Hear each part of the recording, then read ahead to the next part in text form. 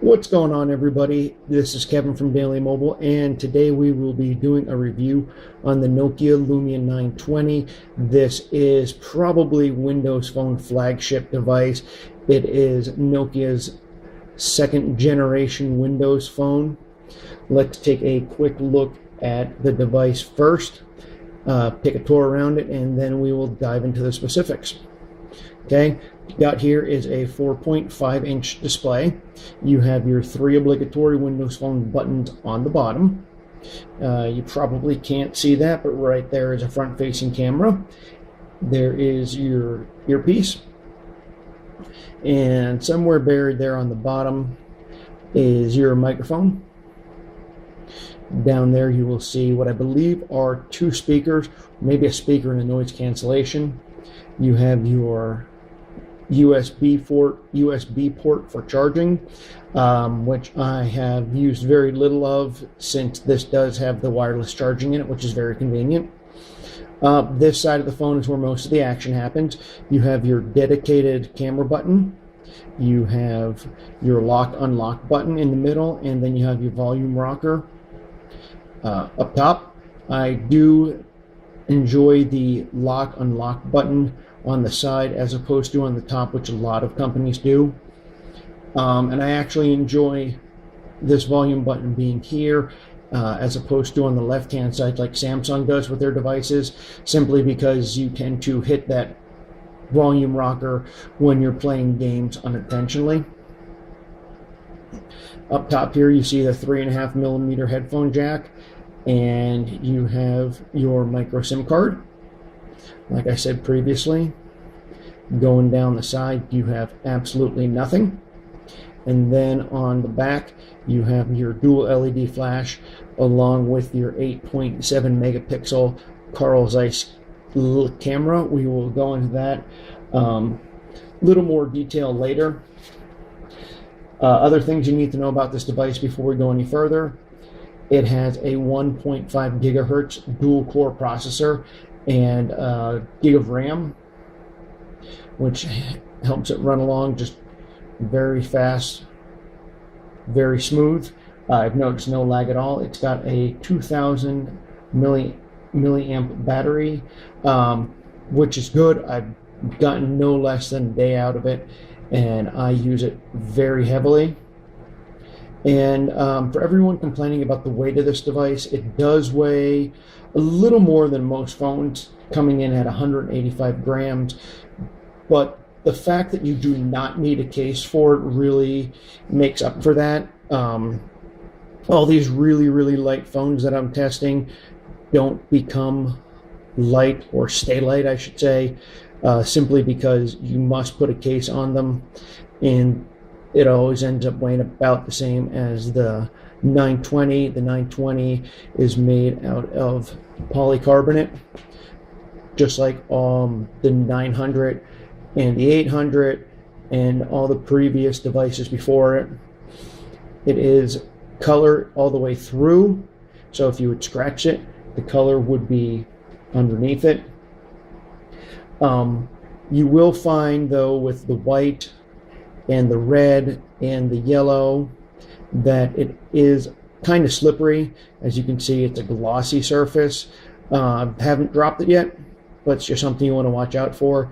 The black and the cayenne are not slippery. They're a matted finish, so that's something you want to take in consideration. And this one has the pillowed glass. Let me see if I can get you to see that on it, unlike the 900 where it had that lip going around the edges. This is a pillowed glass like the 800 or the N9 had, and that actually does make a huge difference. It's really nice. So let's dip into the screen a little bit. Like I said before, this screen is a 4.5-inch display. It is very high resolution, especially for the size it is. It is 332 ppi. Just by way of comparison, Apple's Retina display is 326 ppi, so this display is actually sharper than the iPhone's display. It's got HD pure motion, which essentially means you're not going to see any lag in the screen if you move it real quick. It's got a refresh rate of, Nokia guarantees at least 60 frames per second. There's really no way of knowing if that's true or not. Like I said previously, it does have wireless charging. I have the charger right here. I'm just going to tap it up like that. You can hear the little chime, and you can see that it started charging.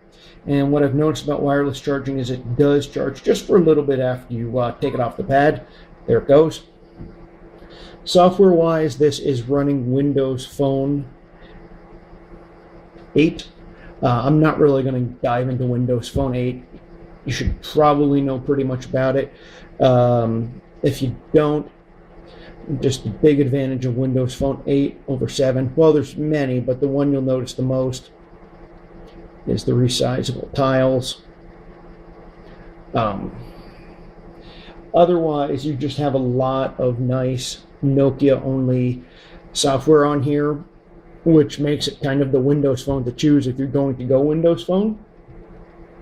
We have Nokia Drive, which is a completely offline based system. So when you are using your GPS, everything is downloaded on your device. You do not have to have an internet connection at all, which is great in these days of, there we go, which is great in these days of data saving and plans like that. You also have City View to go along with that, which I would show you. Let's see, there's not much in my quote-unquote city. So let's see what we want to look for here. Let's just look for nearby. Let's see what's around, huh? And all this does is it shows you what's around your area. There's my finger, which you can see, but it shows me, show you a bank. Yes, I agree. And then it'll pull it right there. You can get directions straight to it.